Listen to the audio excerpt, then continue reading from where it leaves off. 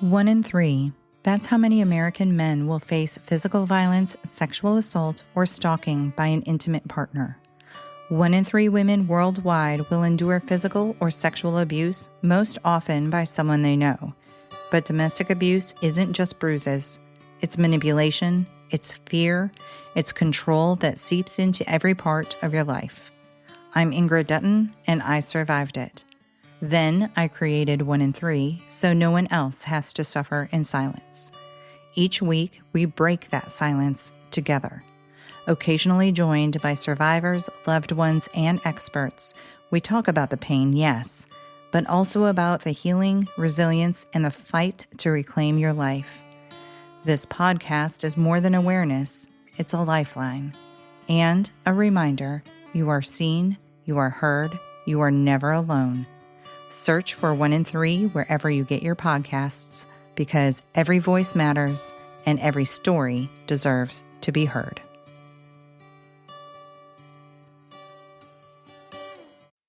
Quote, "The way I see it, if you want the rainbow, you got to put up with the rain. And you'll never do a whole lot unless you're brave enough to try." If you didn't love that bouncy, bubbly personality and genuine smile that lights up the stage before, I just may convert you by the end of this episode. But that's not my goal. I'm merely going to tell you a story of a little lady who turned difficult circumstances into a rhinestone-studded, big-haired, sequin-adorned, gigantic world that has touched and incorporated the lives of, well, pretty much everyone.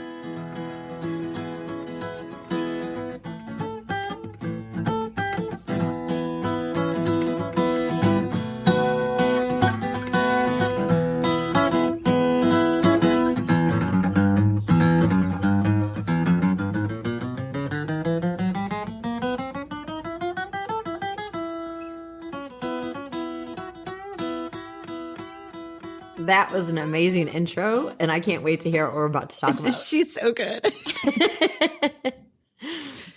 Well, good morning, good afternoon, good evening, good night.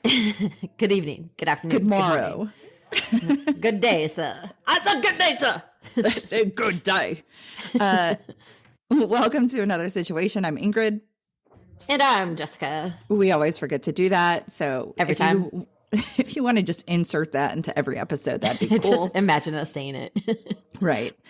Okay. So we did a few episodes of Difficult Circumstances Turned Around. You did Damar Hamlin. You did Ella Fitzgerald. Oh, speaking of Damar. Oh, I hope. Oh, okay. Are you going to give an update? Because I was about to too. Yeah. Well, so Damar he didn't just tweet. I'm not sure when he tweeted, but he tweeted, "Headed home to Buffalo today with a lot of love on my heart. Watching the world come together around me on Sunday was truly an amazing feeling. The same love you have all shown me is the same love that I plan to put back into the world and more. Bigger than football." Oh my gosh, I got the chills and my eyes are watering. Yeah, yay, Damar. Love for number 3. Go Damar. Yes. I have to say, I'm rooting for the Bills to win the Super Bowl. Absolutely. Yeah, I'm the only one in my family, like between Dad and Bobby, that want the Bills to win. They have no heart. No heart. Although Bobby did want the Chargers to win, and they got beat by Jacksonville. So I saw that. I know. It's crazy. I saw that last night as I was having dinner with our music guy and our I was going to say makeup artist. I mean, you do have makeup on this morning for me, so thank you for that. Yeah, you're welcome. But I had dinner with Tim and Kevin, our music and art guys, and it was a business meeting because we're working on something new. Oh, too bad we can't write that off with our non-existent business. I know. With our non-income producing business. Yes, we actually have to pay to do. Yes. Our expensive hobby, let's call it that. Yes. So you're welcome. You're welcome. You're welcome. Okay. Oh, so I did want to say that I thought it was going to be tough because I'm still doing dry January. So, I mean, again, I don't drink a lot, but it's nice to go and be like, I'm not going to have anything to drink and I'm going to have a good night's sleep and I'm going to wake up. I still woke up with puffy eyes, but Well, end it. You can still have a good time. All right. So who are we talking about? Well, I might give it away here, but so I'm going to cite my sources. I got all of this information from imaginationlibrary.com, the Library of Congress, UK Express, Country Music Hall of Fame, mymodernmint.com, the Songteller book, New York Times, and a documentary on Netflix called Dolly Parton, Here I Am. Did I give it away? I think so. Okay, so here we go. On January 19th, 1946, Dolly Rebecca Parton was born. Wait, January 19th? Yes, this is why that's Bobby's birthday. Oh, that's right. Happy birthday, Dolly and Bobby. Aww. Okay, sorry, go ahead. Okay. So on January 19th, 1946, Dolly Rebecca Parton was born to Robert Lee Parton and Avie Lee Owens Parton. So Robert and Avie were married when Robert was 17, Avie was 15. Dang. Dolly was born in deep Appalachia near Sevierville, Tennessee. Describing her family as dirt poor, she was a fourth of 12 children. The cabins and shacks that she would call home during her childhood had beds made of straw, no indoor plumbing, no electricity, and no running water. According to the UK Express, her father paid the doctor for her delivery with a bag of cornmeal. I read, so in the Songteller book, she wrote that kind of making it a joke. So I'm not sure if that's legit or if it was a joke that she said, but anyway. Perhaps they didn't have much in terms of material things, but throughout articles and books I've read, through interviews and documentaries that I watched, the Partons were one of the wealthiest families when it came down to love. One thing that encompasses the Parton financial struggles and their deep-rooted love is a children's book, Coat of Many Colors. Have you read that? No, I have not, but I'm aware of it. Okay. This book, along with a song of the same name, were written by Dolly based on true events in her life. They describe how the family did not have money to buy a coat, and it was a cold time of year. Avie was able to take multiple cloth scraps or rags and sew them together, making a patchwork sort of coat. As she made the coat, she told Dolly a story from the Bible about Joseph. Joseph was given a coat of many colors by his father, who loved him dearly. When the coat was completed, Dolly proudly wore it to school.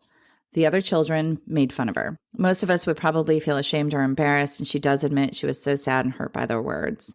The song in the book concludes more or less there, but the kids did more than verbally make fun of her. They locked her in a closet, and she's afraid of the dark. That is so horrible. Her heart was broken even more because she wondered why they couldn't see that riches weren't just materialistic. She felt so blessed to have this coat because the story of Joseph stuck with her, and she knew her mother made it with love. But with her actions, she became a little mad at her mom because she thought her mom had lied to her about the importance of the coat. She confronted her mom about it, and she just reiterated the truth. She told her daughter to never say they were poor because wealth was not measured by $1. After that talk, Dolly was proud of her coat once again. Oh, gosh, I got the chills. I know. As typical in that era, older siblings helped their mothers care for their younger siblings. In Dolly's family, when their mother was pregnant, she would tell one of the older children that the next baby to be born was their baby. That just meant that that child would be in charge of taking extra care of the baby, and they also got to help name the baby. And just to be clear, their mom wasn't like pawning the kid off on another kid. It was just kind of giving the older children sort of a sense of responsibility and pride. Investing, yeah. Yes. So baby number 9 was a boy, and this is the first younger male sibling of Dolly, and he was Dolly's baby. Oh. She named him Larry Gerald Parton, and he was born in July of 1955. Sadly, he passed away just 4 days later. Oh, my goodness. And Dolly is quoted to say she was completely heartbroken, and she felt she was, did I say she was 9? She was 9 years old. And at the time, and she felt like she had lost her own child. That's how sad she was. And she's still seen crying or tearing up in interviews when she talks about him. And she says the songs Jeannie's Afraid of the Dark and Me and Little Andy remind her of Larry. There was a movie made titled Dolly Parton's Coat of Many Colors, which tells a story of when baby Larry was lost. And it really depicts the dreams and hopes of Dolly along with their strong family bond and love. Now, Dolly's pretty much a musical prodigy. Her family was and is very musical, and many of them sang in the church and would perform for a variety of events for locals, like, at a wedding, if they said, we need somebody to come down and sing, a group of them would get together and perform. Later in life, 3 of her uncles would play a part in her publishing company and even played in a little band with her. Her mother sang and played guitar, and her heritage was English, Irish, and Welsh. So the songs Avie would sing were the storytelling kind from years past, and Dolly took to that concept. She began rhyming as a young child before she could write. Because there was no electricity, they did not have televisions. Play was all about imagination and making the most of their surroundings. Dolly admits to playing in a graveyard close to their home. She would read the headstones and come up with a life story for different individuals. She created songs to commemorate important things or experiences. One of her first songs was found in a shoebox years later. She was around 6 years old when she wrote it. It's called Little Tiny Tassel Top, and it's about her corn cob doll. Her mother made the doll by putting corn silk tassels on for hair and adding a dress, while her father used the fire poker to make eyes. Little Tiny Tassel Top, I love you an awful lot. Corn silk hair and big brown eyes, how you make me smile. Little Tiny Tassel Top, you're the only friend I've got. I hope you never go away. I want you to always stay. Oh my gosh, that is so cute. Isn't it? Yes. Her mother kept much of what Dolly would write and always encouraged her creativity. In fact, when they had guests, she would ask Dolly to sing her latest creation. You can imagine it's probably difficult to stand out when you're one of 12 kids. Seeing her mom's enthusiasm and pride of her songwriting and singing only pushed Dolly to do more. Dolly was fascinated with music and tried to learn how to play guitar with homemade instruments. So if something was broken, she would piece things together. One of Avie's younger brothers, Bill Owens, also loved music. He sang, played guitar, and wrote songs. Dolly loved singing to him when he would come over, and he noticed her passion for music and got her a real Martin guitar. I did read somewhere that she thought it might have belonged to one of his younger brothers. Before, I don't think he took it away from his younger brother and gave it to Dolly, but she thinks it might have been one of her other uncle's guitars. At around age 8, Uncle Bill would take Dolly to local festivals and events to have Dolly perform. At 10 years old, she was on the radio and TV in Knoxville. In 1959, at the age of 13 years, Johnny Cash introduced Dolly as she had her first performance at the Grand Ole Opry. Ah, that's awesome. Yeah. After she finished school, and she said she wouldn't have been able to do it any earlier because her father would not have allowed it, Dolly boarded a bus and moved to Nashville when she was 18 years old. In 1965, Dolly's now 19 years old, she and Bill Owens are signed to Fred Foster's Monument Records. In 1966, a song Bill and Dolly wrote together, Put It Off Until Tomorrow, was taken to number 6 by Bill Phillips, making this Dolly's first hit. In May of that same year, she married Carl Dean, a boy she met the first day she got to Nashville. Dolly had no intention of finding a boyfriend, but in Songteller, she says, so the first thing I do, the first day in Nashville, I meet Carl, and I fell for him, and he fell for me. She was married in Ringgold, Georgia, which is just a little south of Chattanooga, Tennessee. Some people may not even know Dolly is married. Carl has remained out of the spotlight. He attended the BMI Awards banquet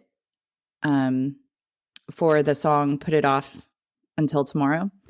After they left the banquet, he ripped off his tuxedo and told Dolly he was happy for her. He wanted her to do what she wants to do, but to never ask him to go to another event like that. Oh my gosh. And you can actually see him on the cover of her LP, My Blue Ridge Mountain Boy. Dolly's been asked about her lack of children. She said it was ultimately God's decision. And her quote is, I think it probably was his plan for me not to have kids so everybody's kids could be mine. and they are now. Chills again. Eye water. Dang it, Dolly. Dang it, Dolly. 1967 put Dolly on the Billboard country charts with 2 singles from her Hello, I'm Dolly album, Dumb Blonde, which was number 24, and Something Fishy, which is number 17. And I just want to talk about Dumb Blonde quick. It was Dolly's first Billboard success as a singer. It was written by Carl Putman. The lyrics, just because I'm blonde, don't think I'm dumb, because this dumb blonde ain't nobody's fool, gave Dolly a new look. That song was heard by women and made them feel empowered. She began to become kind of an unspoken role model for feminism, especially since it was followed by other songs like Just Because I'm a Woman. The move that catapulted her career was joining the #1 syndicated TV show, The Porter Wagoner Show, at his request in 1967. And he had her as his, I think, a song girl or singing girl. I can't remember what it was. So the person he had there, I think she may have left because she was pregnant. I don't remember. She left, so he asked Dolly to fill her spot.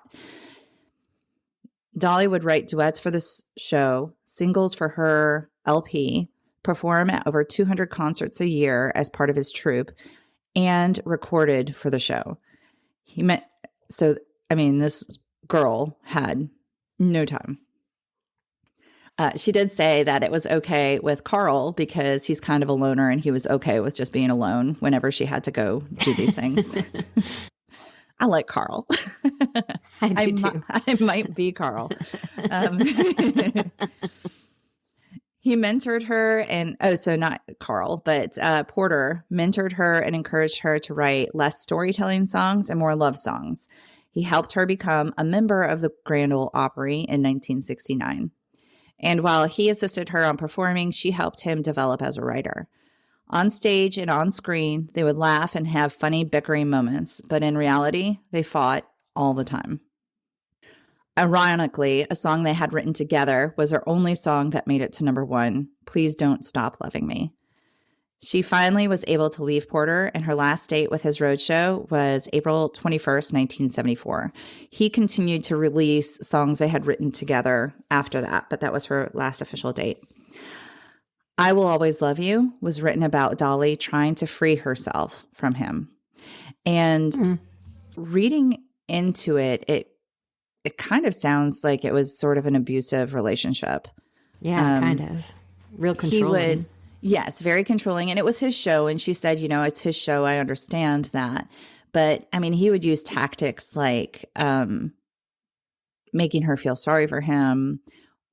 Or he would get angry and yell. But I don't want to get too much into that. She sang, I Will Always Love You to him. And he cried and said it was the best thing she ever wrote.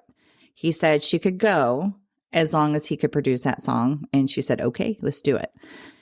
In the documentary, though, the way it was presented from his point of view, it looks like his thoughts on the song seemed like he took credit for it, for being one of the love songs that he pushed her to write.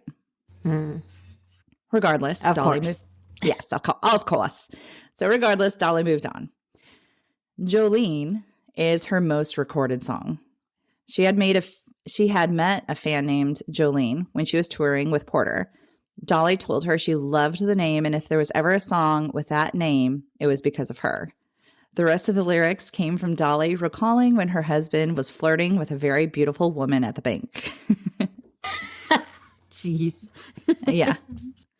Following her break from Porter, Dolly's success continued with little ups and downs. She was the CMA's, Country Music Association's, Female Vocalist of the Year in 1975 and 1976. She has written and performed songs about love, breakups, suicide, alcoholism, adultery, death, poverty, insanity, illegitimacy, transgender, and of course, happy moments. She has approximately 3,000 songs written, with 450 of them being recorded.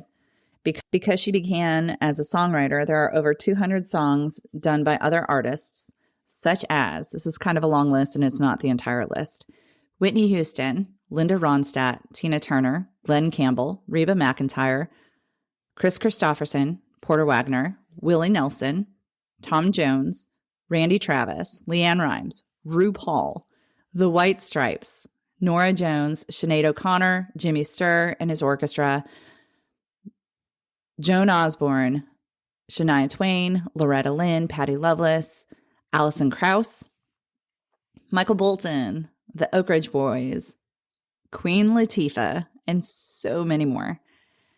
Wow, that's impressive. I know. Isn't it cool?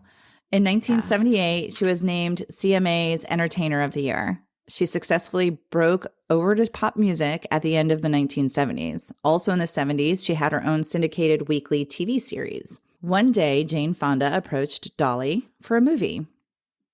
Dolly agreed to join the cast if she could write the song for it. Is it 9 to 5? 9 to 5 became the third Yes. 9 to 5 became the third highest grossing film of 1981. The title song won her 2 Grammy Awards and an Oscar nomination. I love that movie. This is so cool. The documentary details how she wrote the song, and I absolutely love it. She would hum the tune. She would hum the tune, and she would tap her acrylic nails together because, you know, as you're filming a movie, she pointed out that it's not like a TV show where you're looking at the camera and you're just recording you. So there's lots of things happening all over the set. So when she wasn't actually recording, she would be thinking about the song, and she didn't want to grab her guitar and disrupt somebody else filming or, you know, rehearsing or whatever. So she would use her acrylic nails and just tap them together. And as she was doing that, she thought it sounded like a typewriter. So if you think of the song 9 to 5, it starts off with a little typewriter kind of sound. It's really cool. Huh, that is cool. So there's a TV sitcom that followed 9 to 5 from 1982 to 1988, and it starred her sister, Rachel Dennison, as Doralee Rose, which is Dolly's character. Yeah. I didn't know that. That movie role was followed by many more. And of course, my absolute favorite movie of all time. Can you tell me? Steel Magnolias. Steel Magnolias. And Dolly plays Truvy Jones, who's a hairstylist who runs a business out of her home. And I won't get into Steel Magnolias because I can talk about it all day long. Okay, so Dolly. That is true. It is so true. Maybe I'll have my friend Diana on here, and we'll just recite the entire movie for everybody for an episode. That sounds. I'm going to bow out on that one. So I don't know if you know this. Dolly also appeared in Saturday Night Live. And I don't think I did know that. Oh my gosh, her opening, I had to watch it, of course. So, you know, when the opening bit, I guess, of the show when they're standing right out on the stage. So she shows up in this purple sequin adorned peacock jumpsuit. Yes. And it's so funny. You have to watch it. It's not very long, but you have to watch it. It's so funny. Dolly's been on television hundreds of times. Most recent is the New Year's Eve special, just in 2022, that she appeared on with her goddaughter, Miley Cyrus. I did not know Miley Cyrus was her goddaughter. Yes. Huh. I have so much information that you're learning today. You sure do. She's authored many books, like I talked about, The Coat of Many Colors, and also including Run, Rose, Run, which she co-wrote with James Patterson. I know. Like that. I did not know that. Like the author James Patterson. Yeah. What? Yeah, the Alex Cross series and all those. Yeah. Mm-hmm. Yes. Okay. She owns Sand Dollar Productions, which she formed with her former manager, Sandy Gallen. Of course, there's Dollywood, which I was trying to kind of figure out the ownership of this, and it's a little bit vague, and I've seen lots of different things, but it appears that she co-owns it with Hershend Family Entertainment. And the massive theme park includes lodging, resorts, Dollywood itself, Dollywood and Dollywood Splash Country. And all of that is in Pigeon Forge, Tennessee. If you've never been, I highly suggest you go. It's actually really fun. Super cute, very fun. You know, I went there with my kids and I thought, I mean, I lived in Orlando. You know, I've been to Disney. And I was like chuckling, like, okay, Dollywood. But I love it. I love Dollywood. I love Dolly though. So, okay. According to Knox News, also in Pigeon Forge, Dolly Parton's Stampede, Pirates Voyage Dinner and Show, Smoky Mountain Opry, Hatfield and McCoy Dinner Feud, Comedy Barn, and Frizzle Chicken Farmhouse Cafe were acquired by Dolly and World Choice Investments. So, hey, we have a little crossover, Hatfield and McCoy's. Deep Appalachia.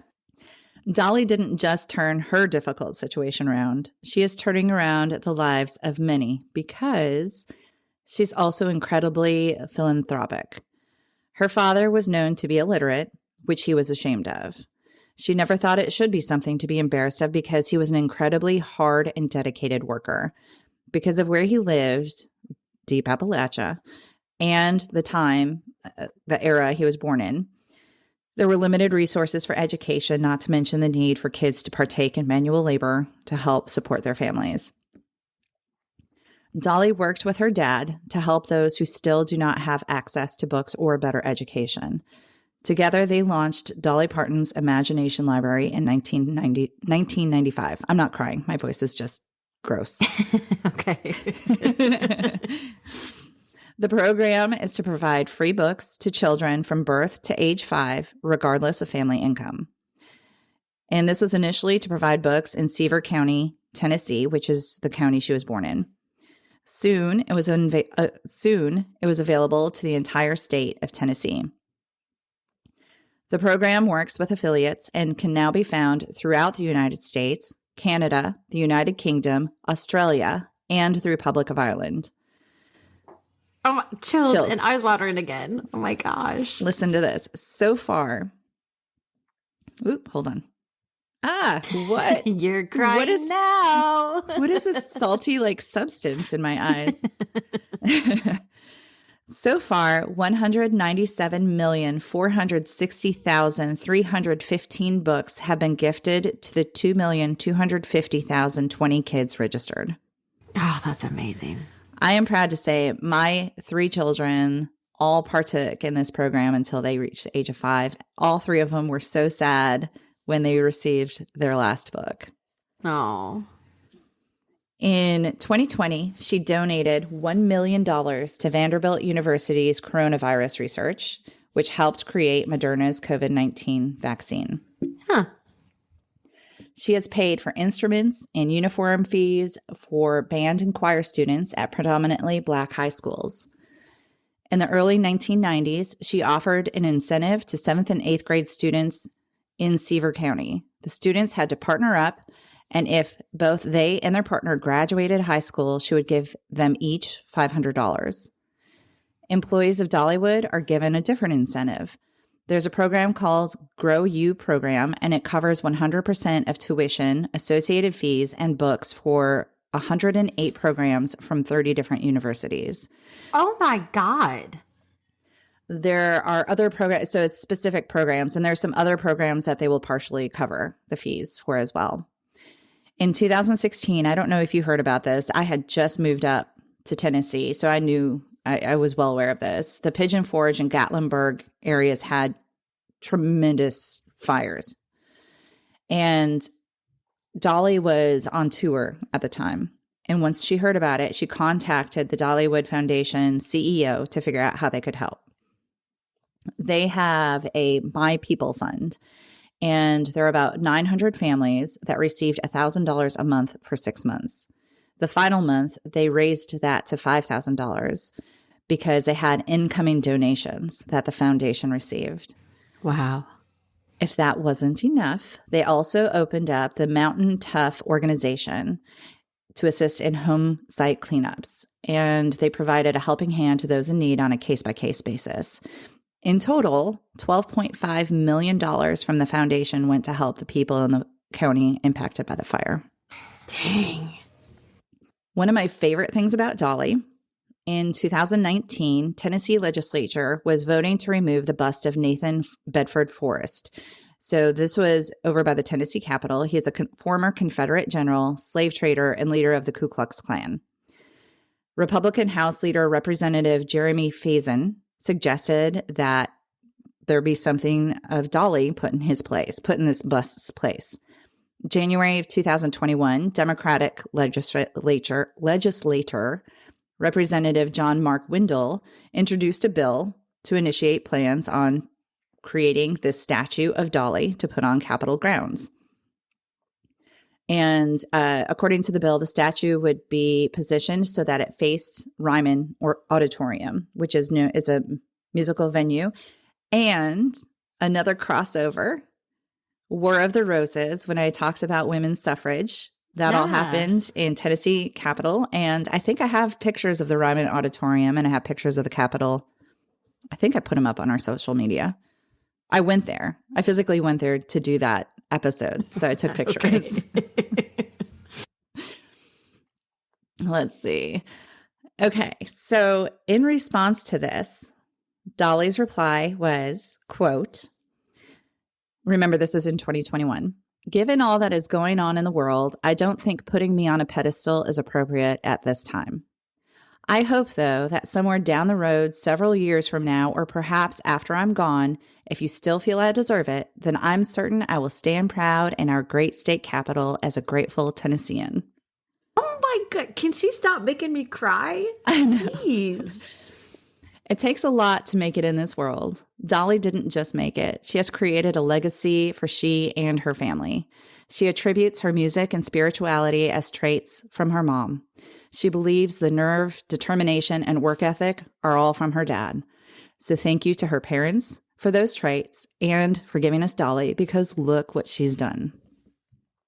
And if you don't adore this woman yet, I have a few extra quotes that will maybe get you. People say, how do you stay looking so young? I say, well, good lighting, good doctors, and good makeup. Oh, you're going to keep laughing. You're just going to keep laughing. Okay. Keep yourself unmuted because these are all funny. These are the funny quotes. I was the first woman to burn my bra. It took the fire department 4 days to put it out.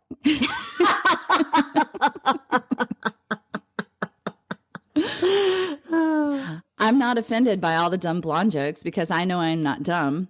And I also know that I'm not blonde. Oh, she's awesome.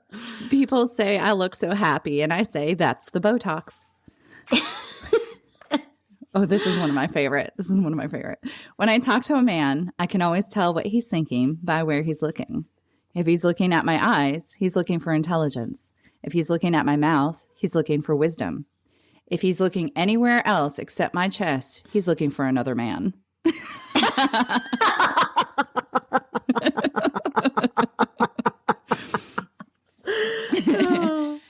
I have little feet because nothing grows in the shade. Jeez. I have pretty good skin considering my age, and I think a lot of it is mineral oil and bacon grease. I can get behind that. Yeah. I'm a self-made woman, and I have the doctor's bills to prove it. And finally, yes, I support gay marriage. They have every right to be as miserable as straight people. That is the glitzy, glamorous story of Dolly. I had no idea. That's amazing. She is just an incredible woman. Mm-hmm. And she's so stinking cute. Like her little giggly laugh. And I don't know. But I do want to say, you know, if you have kids birth to age 5, check out the Imagination Library. It's just imaginationlibrary.com and see if your county partakes in it. And they're good books. It's not, you know, dumb little books. The Little Engine That Could, I think, is the first book you get. You do get The Coat of Many Colors, and there's so many books in between. And then when you're done, you can donate them to somewhere. Right. But I hope that I did Dolly justice, especially living in Tennessee. Goodness, I felt so much pressure. So much pressure. I can't remember where this was, but there was I don't know if she was interviewed or something, but she mentioned Chattanooga. She said she was going down to Ringgold, Georgia for something. And she said, you know, that's where I was married. And anytime I go to Ringgold, I have to stop in Chattanooga, Tennessee. So Dolly, if you're listening and next time you stop in Chattanooga, give me a call. Let's do lunch. I remember seeing the signs for Ringgold on the way from Atlanta to your house. Yeah, I mean it's a very drivable from here. Yeah. I mean people work in Chattanooga, live in Ringgold. Yeah. Very cool. Well done. Well done, sis. Yay, thanks. Love you, Dolly. Mm-hmm. Do you have some bees? Be Dolly.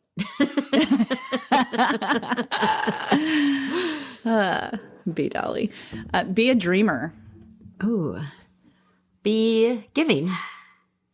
Be quiet, Brownie. Be quiet, Brownie. She has a lot to say about Dolly. Goodness. Gosh, she must love her too. She does. Be grateful for your upbringing because that's what makes you who you are today. Yes. Listen to your parents. Like, look at her. She ignored her friends and listened to her parents. That's amazing. Oh, okay. All right. Well, thanks for listening, everybody. Thank you. Ride this happy high and keep this episode to listen after next week's episode. You're going to need it. Yep. And then just listen to Dolly again. Listen to it twice. Yeah. It's fine. Just keep listening to it over and over again. All right. Bye. Okay, bye.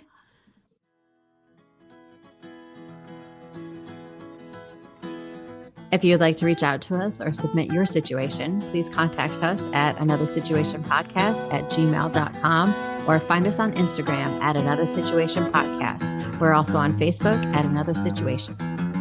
Another Situation is produced and edited by Point 5 Pinoy. Music is written and performed by Tim Crow.